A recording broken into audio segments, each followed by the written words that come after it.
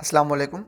मैं हूं आपका इंस्ट्रक्टर मुबशिर अली और इस वीडियो में हम आसान सिंधी किताब 5वीं जमात के लिए लेसन नंबर 2 पढ़ेंगे।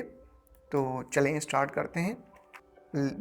सेकंड नंबर लेसन है, इसका जो नाम है असां जो प्यारो नबी सल्लल्लाहु अलैहि वसल्लम।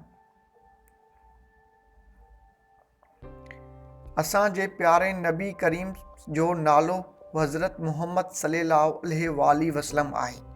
पाण सगुरा अरब मुल्क जे मके शहर में ॼावा हुआ। नंढे हूंदे खां ई पाण ॾाढा सुलझणा, सच्चा ऐं अमानतदार हुआ, जंहिं करे माण्हुनि खे अमीन करे सॾींदा हुआ।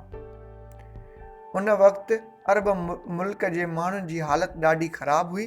हू बुतनि जी पूॼा कंदा हुआ, आजई ऐं ख़सीस ॻाल्हियुनि तां पाण में विड़ी पवंदा हुआ। इहा वेड़ कई साल हलंदी हुई, जंहिं करे केतिरी खून रेज़ी थींदी हुई। उहे मुसाफ़िर ऐं वाटहरुनि खे फुरींदा हुआ, पाड़े वारनि खे ॾुखाईंदा हुआ। खॾूं खोटे पंहिंजनि धीअरनि खे जीअर ई उन में पूरे छॾींदा हुआ।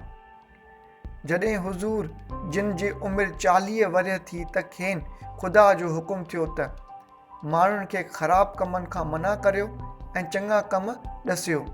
हुज़ूर जिन माण्हुनि खे गॾु करे ख़ुदा जो हुकुम ॿुधायो त अव्हीं हिकु अल्लाह जी इबादत करियो जंहिं अव्हां खे पैदा कयो आहे।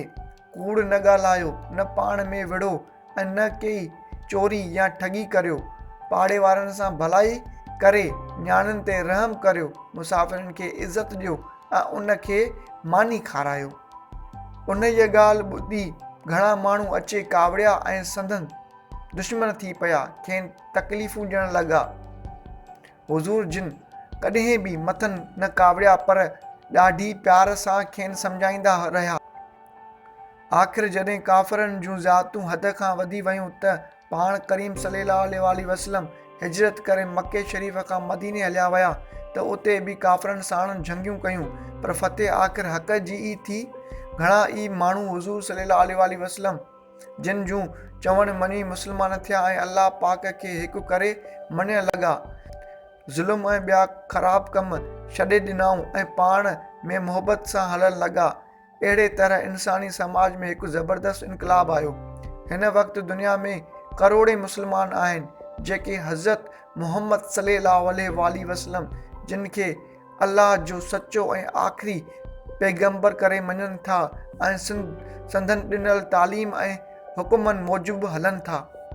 अगर आपको ये पसंद आया तो इसको जो है लाइक करें और दोस्तों में शेयर करें और इस जो है यूट्यूब चैनल को लाजमी सब्सक्राइब करें।